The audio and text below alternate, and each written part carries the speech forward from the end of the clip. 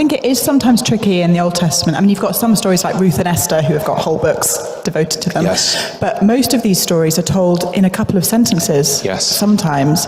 So they're really easy to skip over. And one of the things we've talked about over recent weeks is about slowing down when we read Scripture. And I think some of these stories of women really require us to slow down and think about the information that we do have and what that means, what that would have meant for that woman. And sometimes, and again, I want to not be misunderstood here, but I think one of the things that stories do is they invite us to inhabit them in a way that a more direct teaching doesn't.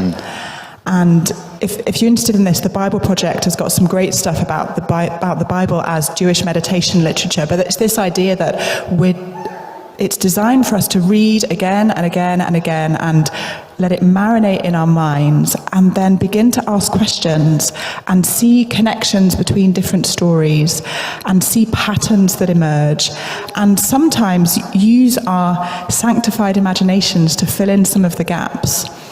And imagine, okay, well, we know a little bit about this woman, but she was a whole person.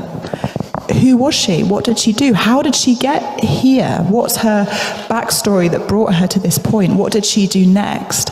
And we may not get all of the answers to those questions, but it can be a really powerful exercise to allow our minds to think about those things and begin to sometimes see our own stories woven into the stories of Scripture and think about what that woman might say to us in the situation that we're in just now. Yes.